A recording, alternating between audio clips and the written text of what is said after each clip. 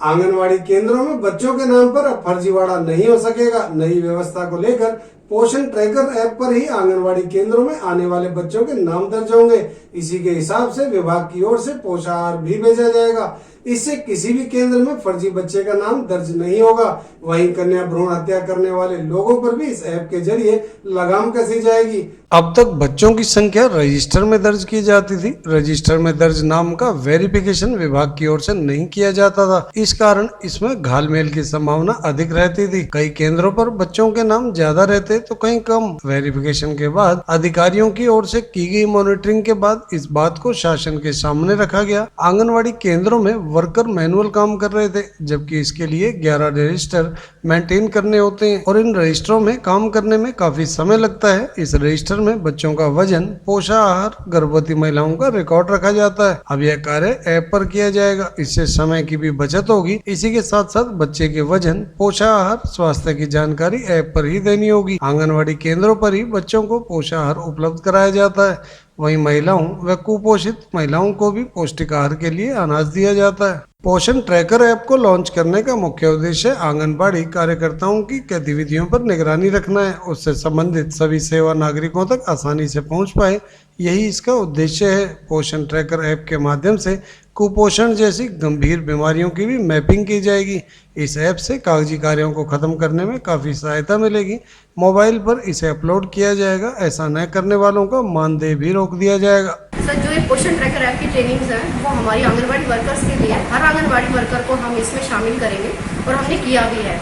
इसके लिए हमने ब्लॉक में जितनी भी हमारी आंगनबाड़ी वर्कर्स हैं सबके फ़ोन में हमने इस ऐप को डाउनलोड कराया है। और इस ऐप का सबसे बड़ा फ़ायदा ये है कि जो फेक एंट्रीज होती हैं वो इसमें रुक जाएंगी। और सबसे ज़्यादा फ़ायदा इसमें जो हमारी भावी मदर्स, जिनको हम अडोलोसेंट गर्ल्स कहते हैं, वहाँ से हमने इसकी शुरुआत की है ताकि उनको इनिशियल स्टेज पर ही उस लेवल पे तैयार किया जा सके, जब वो कल को भावी मदर बने और जब डिलीवरी हो उनकी तो उनका जो बच्चा है वो स्वस्थ पैदा हो।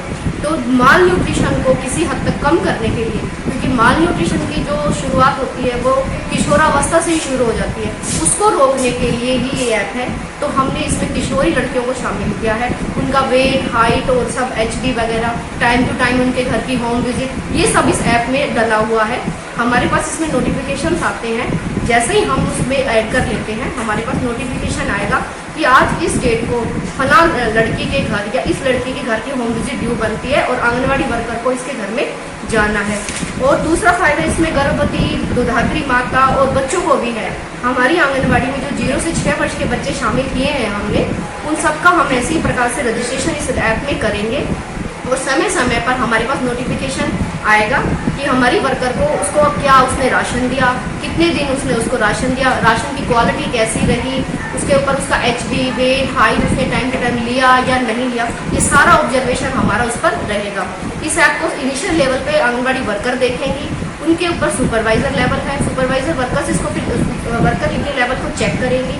उसके बाद CDPO का भी एक लॉगिन बना हुआ है, CDPO मैम अपने स्टाफ का इसमें चेक करेंगी। मैम, इसमें लापरवाह जो आंगनवाड़ी वर्कर हैं उस पर उनके लिए तो सर आप ये कह सकते हो कि एक बड़ी उनके लिए तो दिक्कत हो जाएगी कि हम जिन्होंने काम करना छोड़ दिया था अब वो भी धीरे धीरे इस काम में रूटीन में आ जाएंगे, क्योंकि हमने उनका जो वेतन है, उनका मानदेय है, किसी ना किसी तरह इससे जोड़ दिया है जी। जितने दिन की इसमें अटेंडेंस होगी उसी के अकॉर्डिंग उनका मानदेय दिया जाएगा। और जो लापरवाही बरतेंगे उन पे भी कोई अंकुश करेगा? बिल्कुल अंकुश लगेगा सर उन पे कि जो काम नहीं करेंगे उनका मानदेय नहीं मिलेगा। और एक अच्छा जो इसमें सरकार ने जो दिया है पॉइंट, वो ये है कि जो वर्कर इसमें 80% से अच्छा काम करेगी उसको 500 रुपये पर मंथ का इंसेंटिव भी गवर्नमेंट पे कर रही है। तो सर कितनी अच्छी जो स्कीम सर ने हमारे जो महिलाएं जो बीच में अबॉर्शन कराते हैं, क्या वो स्ट्राइक होंगे तो उनके खिलाफ भी कोई कार्रवाई? बिल्कुल सर, इसमें हमारे पास एक ऑप्शन दिया गया है कि यदि 5 महीने से पहले कोई गर्भवती है, उसका अबॉर्शन हो जाता है या वो कराती है तो कोई दिक्कत नहीं, लेकिन 5 महीने के बाद कोई गर्भवती इसको कराती है तो वो हमारे लिए एक खतरा बन जाता है कि हमें उसके घर की डिटेल लेनी पड़ती है कि क्या ये कन्या कहीं ना कहीं कन्या भ्रूण हत्या से रिलेटेड तो नहीं है। तो वहाँ पर आके थोड़ा सा हमारे लिए ये समस्या बन सकती है कि ऐसा उसने कराया क्यों, तो वहाँ पे डेली ट्रैकिंग और उसकी होम विजिट ज़्यादा बन जाती है सर। तो यहाँ पे हम किसी न किसी हद तक कन्या भ्रूण हत्या को भी यहाँ पर रोक पाएंगे। तो इस ऐप से हमें ये भी बेनिफिट